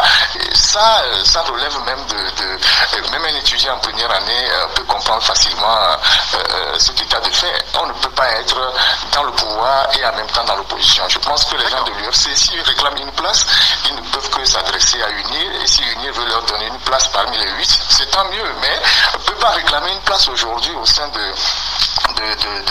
l'opposition parlementaire parce que ce parti gouverne depuis plusieurs années avec le RPT, et on a même vu des gens de l'UFC assumer le bilan du RPT en disant qu'ils sont ensemble pour gouverner le pays, et donc on ne peut pas être un pied dedans, un pied dehors. Je pense que il faut arrêter de se ridiculiser, et ce communiqué de l'UFC n'avait pas de raison d'être et c'était quand même ridicule. Alors, JC Togbela Tekwe, vous avez suivi Ferdinand Ité sur 3 sujets. D'abord, le premier, c'est sur les sanctions. Le deuxième sujet, c'est sur le fiasco du recensement électoral, dit-il. Et le troisième sujet, c'est sur l'UFC. Vous trouvez que, bon, la polémique est ouverte, hein. Est-ce que l'UFC a raison de ne pas vouloir quitter son siège à la CENI? Bon, il y a un fait qui est là. L'UFC est à l'Assemblée nationale. Maintenant, quitte à ceux qui peuvent en parler, je ne m'y connais pas trop. Ceux qui peuvent en parler, en parlent. Mais ce qui, moi, me dérange dans l'histoire, c'est la signature de Chikris Olympio de ce document qui circule partout. Ben, quand vous regardez un peu cette signature, justement, on a l'impression que c'est un peu comme on prend la signature des directeurs, des présidents de la République, c'est-à-dire des signatures tampons, qu'on met directement. Donc, peut-être que ceux qui peut-être ont voulu tirer Gilles Christ dans cette au trouble-là, peut-être ont tout fait et ont pris la signature de leur patron et qu'ils ont flanqué là-bas et qui crée polémique aujourd'hui. Ou bien c'est la volonté directe de Gilles Christ. Les deux sont possibles. Si c'est le cas qu'ils ont usé de sa signature, si c'est un usage de faux, alors qu'ils sortent de sa torpeur pour venir dire voilà ce qui se passe. Parce qu'en sortant de la scène politique, il avait annoncé sa retraite. Oui. Maintenant, si c'est le cas que sa signature a été utilisée par une tierce personne, je crois que c'est l'occasion de sortir pour venir nous dire je ne suis ni de près ni de loin. Tout à l'heure, le confrère NSAI a dit que lors de la deuxième réunion du comité de suivi de la CEDEAO, le communiqué a bien dit les deux protagonistes vont donc se constituer en une CENI paritaire, 8-8, ils l'ont bien dit, 5-5 avec chacune des parties qui cooptent les partis extra-parlementaires. 5-5 parlementaires, 3, ils ont dit 3, extra-parlementaires et société civile, ils n'ont pas précisé. Voilà pourquoi, du moment où l'UFC a choisi de gouverner avec UNI, peut-être que l'UFC a été coopté par UNI. Voilà, donc si l'UFC est coopté par UNI, que l'UFC UNIR copte l'UFC dans son 8. C'est ce que disent aujourd'hui les autres. Bon, c'est voilà pourquoi je dis c'est une polémique qui est bien ouverte et béante. Bien sûr. Maintenant, l'autre ça chose traîne aujourd'hui la mise en place de ce comité paritaire. Tout à fait. Mais l'autre chose que je reprocherais peut-être à mon confrère Ferdinand, est que quand on veut parler à un peuple, c'est pas sur Tacti FM. J'estime que c'est du français de chez France, hein, je respecte. mais moi j'y comprends rien, quoi. Sclérose, incongruité, ça dit que ça n'engage que lui. Mais je crois que là, dans ce discours, on n'y comprend rien. Alors qu'on est dans une situation où on doit parler français facile pour que les uns et les autres puissent comprendre ce qu'on dit vraiment. C'est un avis personnel. Sur cet avis, je suis d'accord avec toi parce que au cours de nos formations, il y a des formateurs qui vous disent carrément parler un français pour que tout le monde puisse vous entendre et que l'enfant de CE1 et vous écoute puisse expliquer ce que vous dites à ses parents dans les villages, même RFI institue le français facile aussi. Alors, sur ce sujet UFC, principalement sur le sujet des sanctions, il vous est déjà venu à l'esprit que la CEDEAO puisse penser à cette éventualité, NSAI? Bien sûr, je venais de le dire que si Faure Gnassingbé, en tant que président en exercice de la CEDEAO, a eu à prendre des sanctions contre la Guinée-Bissau, je crois que c'est son tour maintenant. Pourquoi vous pensez que Boari ne peut pas faire la même chose contre Faure Gnassingbé? Puisque, après tout, jusqu'à preuve du contraire, le Togo n'est pas encore la Mauritanie qui est sortie de la CEDEAO. Et c'est Faure Gnassingbé même qui a fait appel à la CEDEAO pour l'aider à régler la crise. Et la crise née au Togo, ce n'était pas une crise électorale. C'est ce que nous oublions. Quand les gens courent vers les élections, je me demande, la question que je me pose, est-ce que vous savez d'où nous venons? Ce n'est pas une crise électorale. Par rapport à l'intervention du confrère Ferdinand Ité, vous savez, bon, Ferdinand Ité a parlé, mais vous n'êtes pas sans d'accord. Hier, il a fait sortir son journal. Donc, il y a un certain nombre de propos qu'il a utilisés. Si vous voulez comprendre, allez chercher le journal pour comprendre. Oui, quand on prend le journal voilà. Alternative numéro 740, je l'avais annoncé, et du 2 octobre, c'est-à-dire hier, il a bien dit crise politique mise en œuvre de la feuille de la CEDEAO, de la feuille de route de la CEDEAO. Il a dit confidentiel. La CEDEAO va sanctionner. En fait, il s'interroge parce qu'il dit dans son intervention tout à l'heure qu'il a passé un coup de fil au siège de la CEDEAO à Abuja et l'information lui est parvenue, mais la personne a requis l'anonymat. Voilà. Ça veut dire que, enfin, généralement, beaucoup disent que l'Alternative et Liberté sont des journaux crédibles. Bon, crédibles, anti-griffes. Et très souvent, leurs articles sont crédibles, anti-griffes, j'ai dit. Voilà. Non, mais là, je voudrais revenir sur un aspect. Quand NS dit, si on veut comprendre, quand je prends un journal pour comprendre, je comprends. Mais quand je fais une émission radio, ça a été un essai d'émission. Le gars a commenté son journal. Non, et ce qu'il dit, moi je suis d'accord avec lui. Il est dans le domaine, c'est-à-dire, hein, quand vous voulez vous adresser à un peuple, c'est une émission publique, une émission à la radio. C'est facile. Généralement, même il y a des discours du chef de l'État, quand on les écrit, il y a des discours avec des mots vraiment redondants et qui sont tellement lourds de sens et les gens ne comprennent pas vite. Il faut donc approcher quelqu'un d'autre. C'est tout simplement ce que relève le confrère JC. Alors, maintenant, par rapport au fiasco, oui. Je crois pas que ce soit Ferdinand Ité seul qui le dit, tout le monde le constate. Et je venais de le dire que tous ceux qui se font enrôler dans cette histoire-là, c'est des gens qui contribuent à faire enliser la crise au Togo. Parce que la crise au Togo, je n'ai pas électorale. Ce n'est pas une crise électorale. Donc, je me suis enrôlé, je contribue à la crise. Bien sûr, tu contribues à la crise. Parce que pas. Eux seront les premiers à crier rien ne va, rien ne va. Aïe. Bien, maintenant par rapport à l'UFC, Ferdinand l'a dit, nul ne peut se prévaloir de sa propre turpitude. L'UFC est au gouvernement. Et quand Jean-Claude Romao dit qu'il est à la CENI depuis 10 ans, est-ce que c'est une profession? Ce n'est pas une carrière. Être à la CENI, est-ce une carrière? Est-ce qu'on l'a recruté là-bas sur concours? Non, je crois que... Est-ce que c'est un concours qu'il a passé pour qu'on le recrute? Il envisage une CENI permanente. Pour l'instant, on n'a pas encore créé une CENI permanente. Donc, ces propos-là sont dépassés. Alors, aujourd'hui, on venait de le dire, le communiqué a été clair. 8 de l'opposition, les deux protagonistes doivent choisir 8-8. Si les deux protagonistes doivent choisir 8-8, souvenez-vous que dans la première liste de la C14 que nous avons eu, il y avait les FDR. Oui. Et vous savez pourquoi on a enlevé les FDR? Très bien. A dit que donc, pour qu'il n'y ait pas de problème à l'Assemblée, la C14, de manière sage et avec l'assentiment des responsables de la FDR, ont enlevé tout court le nom proposé par les FDR pour qu'il n'y ait pas cette crise-là. Et pourtant, comme l'a titré le journal La Manchette paru aujourd'hui, CENI UFC, le rôle trouble de Dama Dramani. On sait que c'est le pouvoir qui est en train encore de tirer les ficelles pour que cette CENI paritaire ne soit pas installée. On va souhaiter la bienvenue à Justin Anani qui a fait rapidement la route de Lomé pour nous rejoindre en studio. Il est venu rien que pour nous. Bonsoir Justin. Bonsoir, le micro de Justin ne marche pas. Mon technicien comme Christophe, le micro de mon frère Justin ne marche pas. Justin, bonsoir. Bonsoir Marcel. Ça marche, enfin. Bonsoir à tous les confrères et bonsoir à tous ceux qui nous suivent à ce moment. Oui, tu nous suis habituellement dans le véhicule, donc avant que tu n'arrives souvent, nous avons parcouru beaucoup de sujets. Mais est-ce que vous également à Lomé, au niveau de Togo Vision, vous estimez ou vous pensez, vous avez enquêté autour de ce sujet, à penser comme la manchette et à dire noir sur blanc là-bas qu'il y a un jeu trouble entre Dama Damani et l'UFC autour de ce siège de l'UFC à la CENI?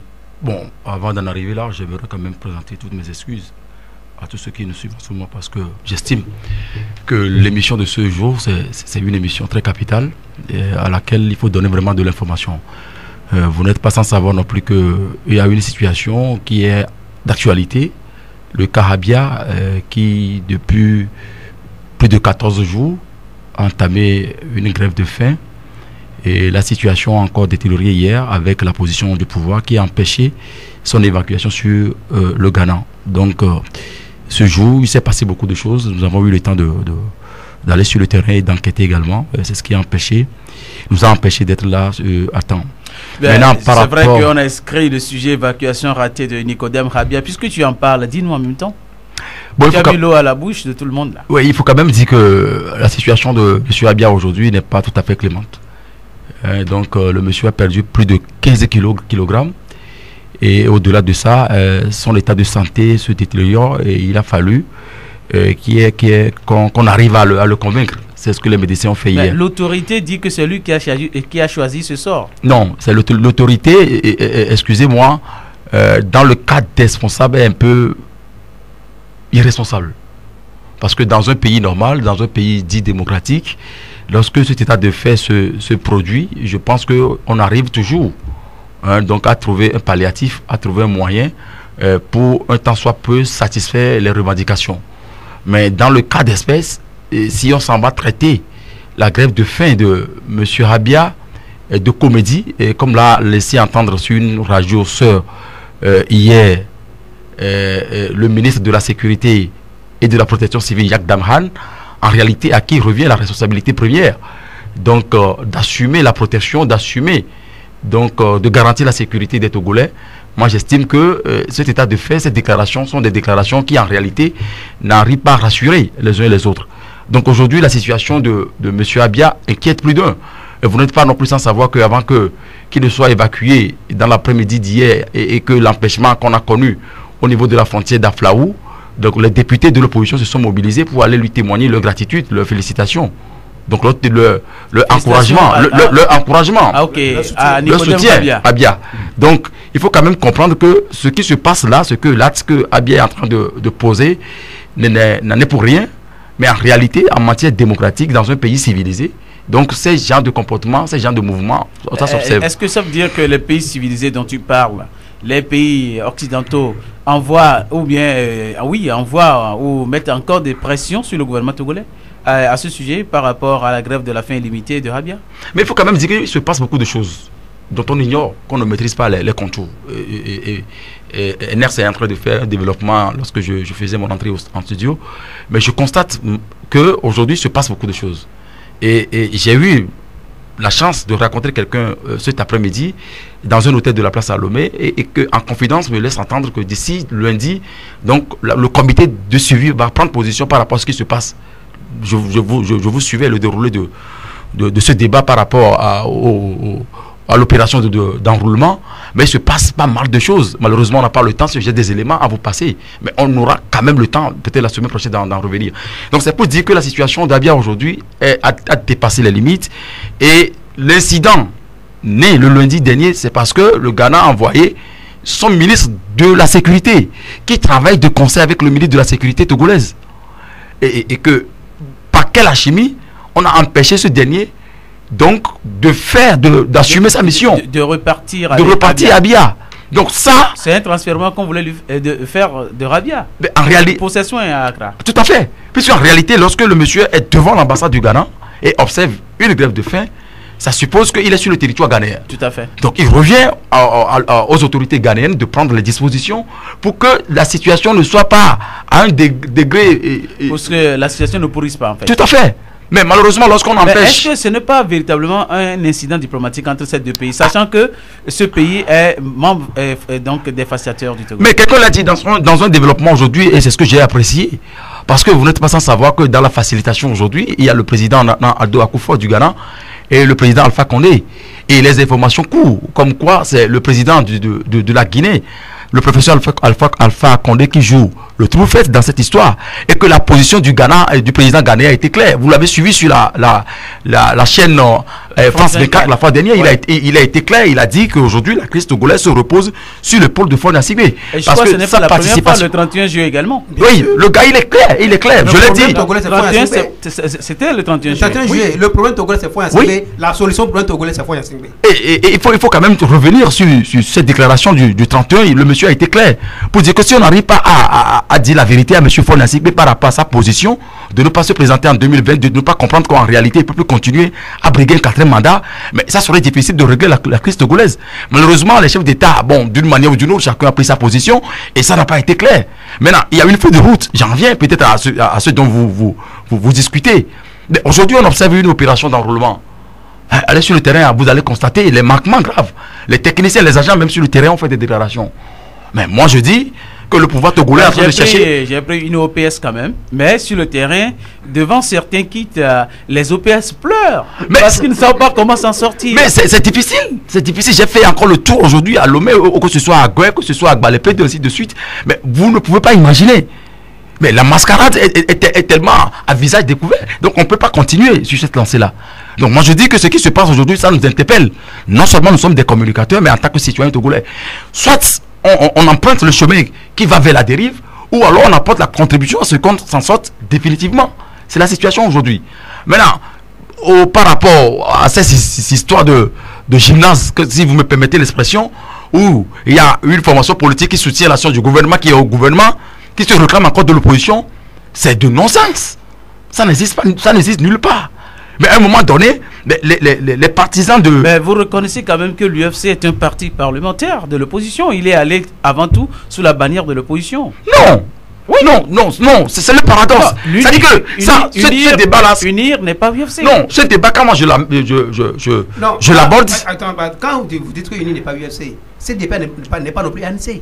ANC n'est pas non plus FDR. Oui. Et pourtant, ils sont tous de l'opposition. Oui, nous sommes alors pourquoi Unir ne peut pas être ensemble avec Non, je suis un peu la logique de notre confrère et je lui pose la question parce que je tire de son développement une question. Oui, lorsqu'on soutient... Avant d'aller aux élections législatives de 2013, l'UFC est allé avec ses emblèmes, l'UFC tout et tout. Ce n'est qu'après qu'ils se sont entendus pour signer véritablement. Désolé, l'accord a été signé en 2010. 2010 Et les élections ont eu lieu en 2013. Je me rappelle.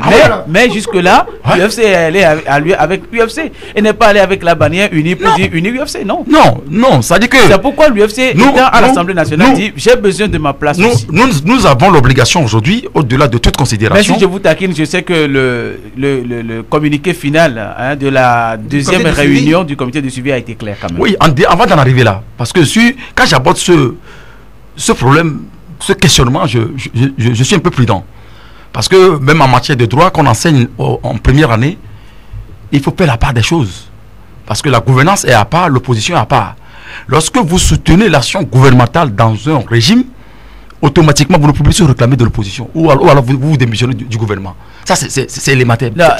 On a crié dans ce pays que l'UFC, dont le papa, dont le président fondateur, ou bon, disons président, a démissionné, s'est reculé et a reculé carrément du jeu politique. On a demandé à tous ses amis de l'UFC de démissionner du gouvernement. Ils ont refusé. Oui, nous l'avons appris en son temps. Vous faites allusion à sa dernière sortie médiatique en décembre. Il a tenu tout un long discours dans lequel il dit qu'il se retire C'était en décembre 2017, je me rappelle, en son domicile. Oui. Mais on a eu vent que certains ministres ont laissé attendre que s'ils continuent sur cette lancée-là, mais eux, ils ne vont pas démissionner du gouvernement, ils vont carrément rallier le camp. C'est Jean-Claude Romao qui... Mais non, ça, il faut laisser ces histoires-là de côté. Maintenant, par rapport à la feuille de route de la CEDEAO et au communiqué du comité de suivi, le deuxième. Mais ce communiqué a été clair par rapport à la recomposition de la CENI. C'est là où je suis d'accord avec Ernest lorsqu'il déclarait tout à l'heure que le président de la CENI, M. Katanga Kodjona, est illégal et il n'a pas de prérogative à faire cette déclaration qu'il est en train de faire là. il n'est pas président de la CENI. Parce qu'on a déjà parlé de... Sur des bases... Attendez. Avant qu'on ne trouve une solution à une CENI paritaire, Kodiona était président quand même. Bon, est-ce qu'aujourd'hui il y a crise ou il n'y a pas crise? Oui, il y a crise. Voilà, si on demande la recomposition de la CENI... de la place de Kodiona, il dira, mais je suis là, on va conduire le processus électoral. Mais s'il y a un comité paritaire, pourquoi c'est moi qu'on doit sauter? Pourquoi c'est moi la bille qui doit partir avant? S'il te plaît, Tony, s'il te plaît, je ne suis pas d'accord avec toi en ce sens que vous n'êtes pas sans savoir que la CENI doit être composée de 17 membres. On a demandé à l'opposition 8. Le pouvoir 8. Le 17e, son problème n'est pas encore tranché. Et là, personne ne s'interroge là-dessus. Hein. Et lui, il a déjà commencé un travail avant tout. Non, très bien. Ça veut dire qu'en principe, le travail de Kodiona s'arrêtait le 23 septembre.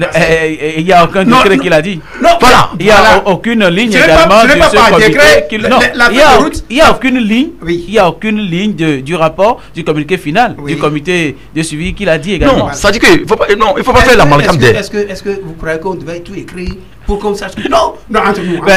Nous sommes là pour informer la population. Oui, je suis d'accord. Je sais, mais quand même, il n'y a aucune ligne. Parce que moi, je travaille avec les lignes. Il n'y a aucune ligne dans ce comité qui dit, maintenant que nous sommes entendus, Kodiona doit partir. Ils ont même dit que les deux partis peuvent s'entendre pour trouver un président consensuel. Voilà, est-ce qu'ils se sont entendus déjà? Voilà, on attend qu'on s'entende autour de la tête de Kodiona, peut-être. Maintenant que les enroulements ont été lancés, que ça coince, je crois que les différentes parties dans ce jeu vont pouvoir se retrouver pour rapidement. Parce que, comme je le dis toujours, c'est le peuple qui souffre dans cette affaire. Il faudrait que les gens soient suffisamment responsables et qu'ils se disent les vérités, qu'on ne soit pas ici, quoi. Parce qu'il y a du cinéma dans l'histoire et ça profite à qui à la fin? Je me pose personnellement des questions. Alors, au sujet des sanctions, dans ses propos, Ferdinand Haïté a touché deux personnalités, notamment le ministre de l'administration territoriale, Boukbessi, et le ministre Bawara. Est-ce que toi aussi, tu partages cette affirmation? Est-ce que ce n'est pas trop direct? Non, ça dit que ce qui se passe là, il faut vraiment faire attention et analyser. Il y a une feuille de route qui est tombée depuis le 31 juillet. Et sur la base de cette feuille de route, il y a eu des recommandations. Et je prends peut-être un volet de cette feuille de route. Le vote des Togolais de la diaspora. Mais on n'a pas mentionné que les Togolais de la diaspora vont commencer par voter à partir de 2020. Mais malheureusement, c'est ce qu'on entend aujourd'hui. On dit, on laisse entendre que les Togolais... Ça, c'est écrit. Ah ouais. Comme tu veux que ça soit écrit, moi ça c'est écrit. On dit les Togolais, à partir de cette feuille de route là, les Togolais ont droit à partir des élections prochaines, ont droit de vote. Mais aujourd'hui, on n'a pas tenu compte du découpage en matière de ces Togolais là qui sont à l'extérieur. Les zones. Tout à fait. Et en dehors de ça, il y a d'autres prérogatives. Et désigner également les députés de toutes ces zones de l'étranger. Oui, tout à fait. Il faut les appeler députés d'outre-mer. Voilà, donc je prends toujours la feuille de route. Ceux-là qui s'agitent, donc aujourd'hui, au niveau du gouvernement, vous allez comprendre que ce sont ces deux personnalités. Peut-être ce sont ces deux personnalités. En dehors de ça, une troisième, le ministre de la Sécurité. Maintenant, qu'est-ce qu'on peut retenir de tout ça? Moi, je vous fais un schéma très rapidement. Vous savez, tous ceux que vous citez là, ils sont envoyés par une personnalité. Ils ont un premier ministre, ils ont un chef de l'État. Je n'en disconviens pas. Je n'en disconviens pas. C'est là où je vais vous faire ce schéma-là. Vous savez ce qui se passe? Le pouvoir, à un moment donné, a fait croire et a laissé entendre à l'international qu'en réalité, le Togo n'est pas en crise. C'était un essai de parcours, le soulèvement du 19 août 2017. Maintenant, aujourd'hui, pour prouver qu'en réalité, le Togo n'est pas en crise, maintenant, il faut organiser une élection à la va-vite, à la mascarade, comme on en a l'habitude de faire. À partir de ce moment-là, soit l'opposition, la C14 boycotte. Et on fait une assemblée monocolaire. Une assemblée avec les partis satellites, là. Tel que l'UFC. Et au finish, l'UFC, enfin, le UNIR, dans la composition, dans la configuration actuelle, avec le découpage actuel, dont déjà 35 députés sont déjà garantis pour unir, auront la majorité au Parlement. À partir de ce moment-là, ils vont procéder aux réformes politiques. Comme ils le sentent. Comme ils le sentent. Maintenant, comme ils pensent, ils croient, le disent à des personnalités de l'étranger et de l'international, maintenant, sur la base de cette réforme, Fonasik va encore se présenter en 2020. C'est un peu, c'est le schéma. C'est-à-dire qu'ils savent pertinemment qu'à la situation actuelle, si on organise des élections crédibles, il serait difficile pour le pouvoir d'avoir encore la majorité. non seulement avec le découpage électoral, mais avec ce qui se passe, parce que le Togo a été toujours divisé sur cette histoire de Nord-Sud. Aujourd'hui, on constate que c'est au Nord qu'il y a une contestation monstre de ce pouvoir, et il faut organiser, il faut passer par tous les moyens pour organiser des élections et qui ne ressemblent rien par rapport à une élection crédible. Voilà un peu ce qui se passe. Merci Justin Alali. Tu voudrais ajouter, NSAI, quelque chose au sujet de Nicodème Rabia en grève de la faim aujourd'hui, 14e jour? Oui, effectivement, par rapport à Nicodème Rabia, ce que ce Nicodème Rabia est en train de faire, ça aurait été sous d'autres cieux, même au Bénin à côté, que les autorités auraient déjà créé garde et réagi. Il demande la libération de ceux qui ont été considérés comme des gens qui ne disent pas la vérité. Voilà, quand tu dis que les choses sont écrites, ça aussi c'est écrit, la libération des détenus politiques. Et que monsieur, comment appelle-t-on, J.B. Barra a pu tenir sur des propos sur des médias pour dire qu'il n'y a pas de prisonniers politiques. Et que ce que le père Charnel Afoyon, responsable des forces vives de la nation, qu'il aille prier pour les prisonniers politiques, et que ce qu'il fait là, c'est, je ne sais pas comment il a qualifié, Pierre Chanel Afognon, force vive de la nation, c'est un prêtre, mais on a l'impression qu'il veut véritablement prendre le devant de société civile, et ça dérange le pouvoir aussi. Mais vous savez, je ne sais pas si vous vous rappelez de Joseph Kabila qui a dit en RDC que de laisser à César ce qui appartient à César et à Dieu ce qui appartient à Dieu. Lorsque les prélats, les évêques congolais étaient rentrés dans le jeu politique pour demander au pouvoir de vite fait pour qu'il n'y ait pas modification de la Constitution. Et l'évêque lui avait répondu, bien sûr qu'il faut laisser à César ce qui appartient à César, mais le peuple de Dieu n'appartient pas à César. Merci. Alors, donc, ce qui se passe au niveau des Habia, chuté. On a dit, il y a Thomas Sankara qui a dit, un militaire sans formation politique et idéologique est un danger permanent. Est un criminel en puissance. C'est ce que Thomas Sankara a dit. C'est pour réagir par rapport aux propos du général Yarg, ministre de la Sécurité.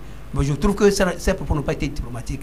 Un avion ne peut jamais. C'est un militaire. C'est ce que je dis. On comprend sous cet angle-là. Merci. Oui, c'est pourquoi je rappelle la citation de Thomas Sankara. NSAI, merci de comprendre. Alors, un avion ne peut jamais atterrir dans un aéroport sans.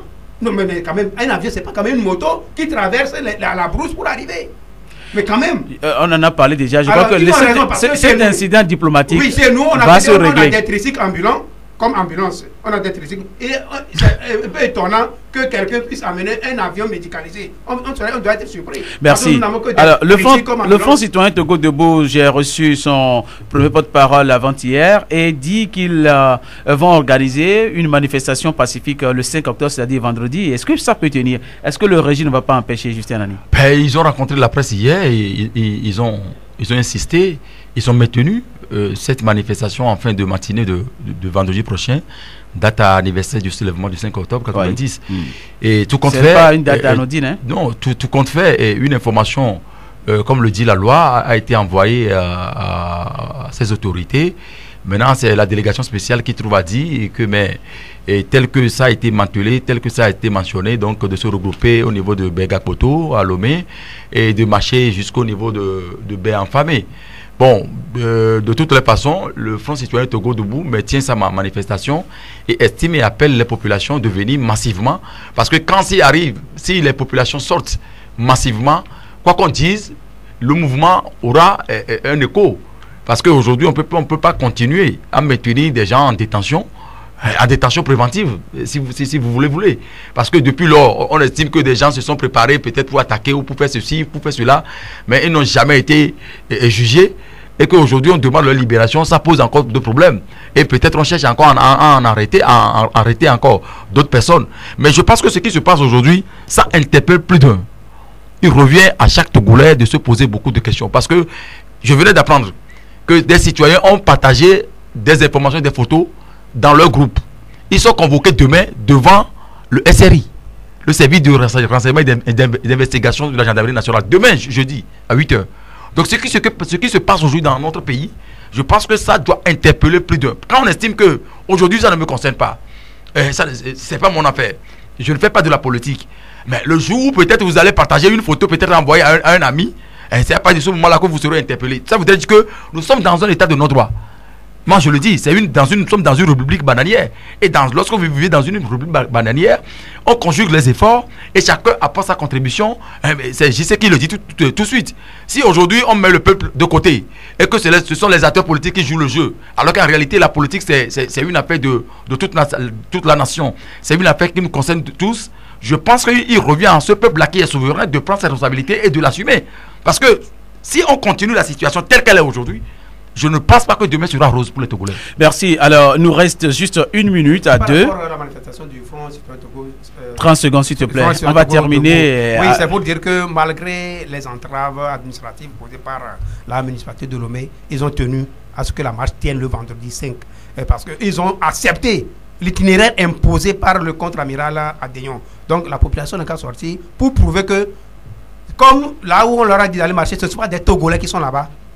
Ils vont leur prouver que c'est les Togolais qui ont marché. Donc la population... Merci. Alors, on va terminer en douce. Je ne sais pas, JC, tu es dans le domaine de la culture à fond. Le pouvoir, de son côté également, a organisé un concert, Holiday Vacances, qui a terminé à Lomé, je crois, à l'esplanade, c'est à Olympia de Lomé. Oui, la deuxième salle, Canal Olympia. Canal Olympia, la première. Oui. Non, la première, je crois. C'est là qu'ils ont terminé avec Sidibé, je crois. L'artiste Sidiki Diabaté, non, c'est la deuxième. Celle qui vient d'être inaugurée.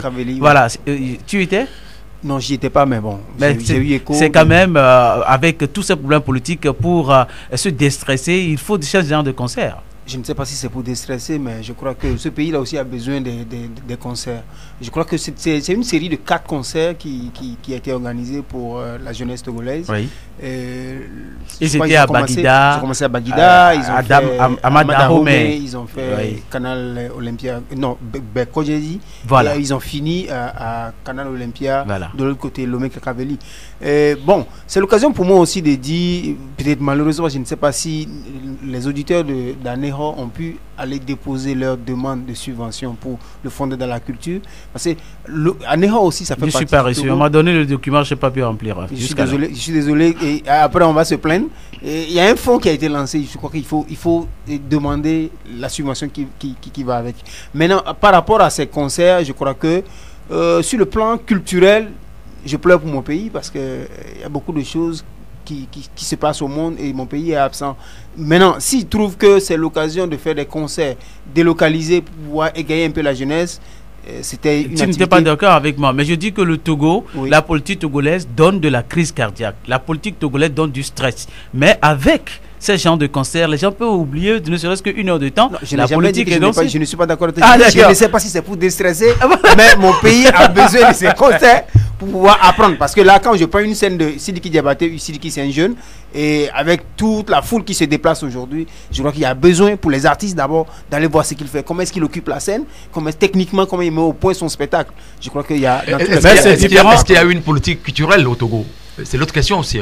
Oui, ça a été voté. Bon, maintenant, c'est dans la gestion. On a de beaux tests. On ne va pas refaire le débat, nous sommes à la fin. Mais ce qui est très intéressant, ça nous a permis quand même de déstresser l'atmosphère ici en studio et d'assoupir un peu les émotions. Merci, JC, d'être passé cet après-midi. J'espère que la prochaine fois, tu seras encore avec nous. Ça nous fera plaisir.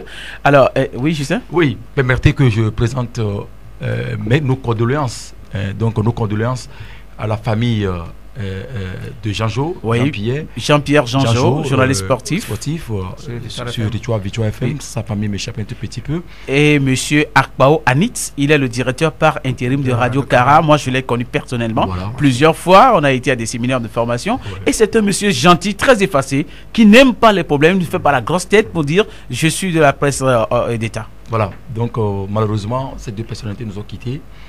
Hier et ce matin, c'est vraiment malheureux. Très malheureux parce que déjà le lundi, moi j'ai eu à échanger avec lui et Jean-Pierre Jean-Jo. Je rappelle au passage également que c'est avec lui qu'on a eu à animer l'émission Foot de Foot sur la radio Vitua depuis 2006 et jusqu'en 2009 où moi j'ai quitté cette radio. Mais malheureusement, tel que les choses ont évolué, on ne peut que... C'est pas... Ouais, on présente nos condoléances. Merci Ernest, merci Justin, merci JC, merci comme Christophe, Tony Marcel. Rendez-vous mercredi prochain, rediffusion ce soir à 22h. Au revoir.